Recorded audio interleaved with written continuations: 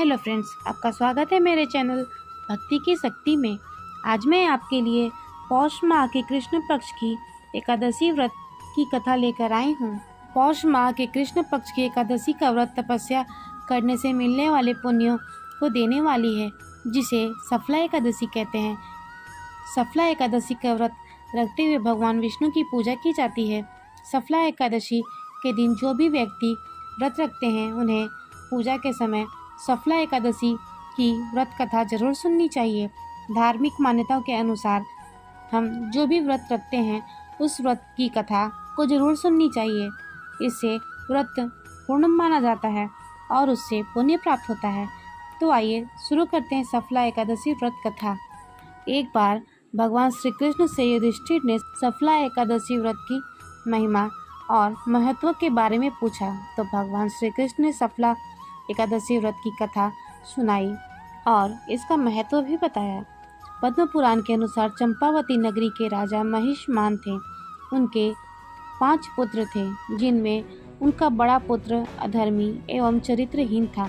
वह हमेशा ही देवी देवताओं का अपमान एवं निंदा करता रहता था। मांस भक्षण एवं मदिरा पान करना उसकी आदत थी। इससे दुखी होकर राजा महिष्मान ने उसका नाम लुम्बक रख दिया और उसे अपने राज्य से बाहर निकाल दिया। तब लुम्बक जंगल में जाकर रहने लगा। कुछ समय व्यतीत होने के बाद पौष माह की कृष्ण पक्ष की 10वीं की रात आई। उस दिन काफ़ी ठंड थी। ठंड के कारण लुम्बक को नींद नहीं आई। सर्दी के मारे उसकी हालत बहुत खराब हो गई थी। अगली सुबह एकादशी के दिन वह मूर्छित हो गया। दोपहर हुई और सूर्य की किरणें उस पर पड़ी, तब उसे होश आया। तब उसने थोड़ा पानी पिया, तब उसे थोड़ी शक्ति मिली, तो वह फल तोड़ने निकल गया। शाम में वह फल तोड़कर लौटा और एक पीपल के पेड़ के नीचे उन फलों को रख दिया और फिर वहीं पर बैठ गया। फिर वहां बैठकर वह स्वयं की किस्मत को कोसने लगा। बाद में उसने उन फलों को भगवान विष्णु को समर्पित करते हुए कहा, हे लक्ष्मीपति भगवान श्री हरि विष्णु, आप प्रसन्न हो। उस दिन सफला एकादशी थी। लुम्बक ने जैसे तैसे पूरा दिन व्यतीत किया और रात में सर्दी के कारण सो नहीं पाया। पूरी रात जागरण करते हुए व्यतीत हुई। अनजाने में ही उसने सफला एकादशी का व्रत कर लिया। सफला एकादशी का व्रत के प्रभाव से वह धर्म के मार्ग पर चलने लगा। उसमें सत्कर्म वाली प्रवृत्ति आ गई। कुछ समय बाद जब इस बात की जानकारी राजा महिष्मान को हुई, तो उन्होंने लुम्बक को राज्य में वापस बुला लिया। राजा महिष्मान ने पुत्र लुम्बक को चंपावती नगरी का राजा बना दिया और राजपाट सौंपकर स्वयं जंगल में तप करने चले गए। कुछ समय बाद लुम्बक को एक पुत्र हुआ।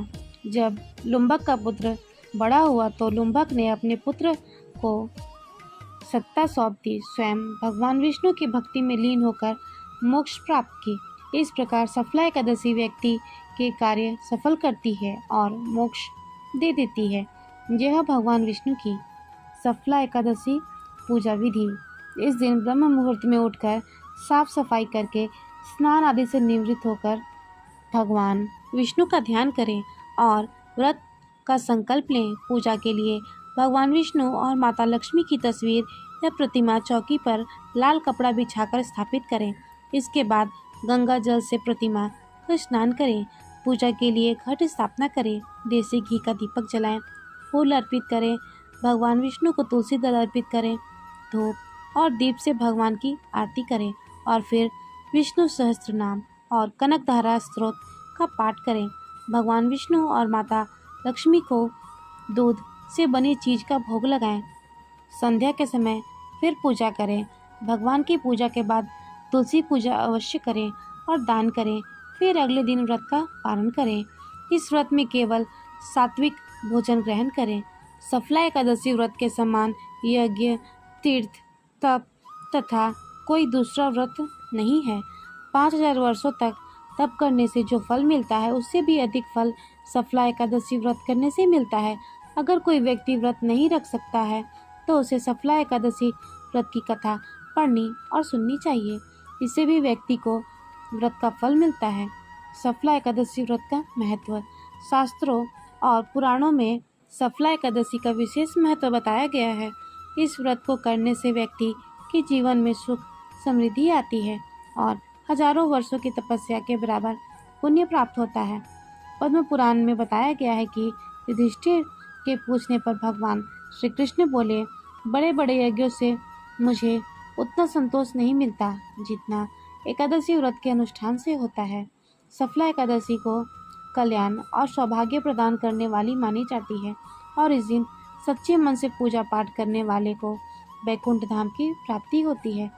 मान्यता है कि इस व्रत के प्रभाव से घर परिवार में सुख शांति बनी रहती है और नकारात्मकता का अंत होता है।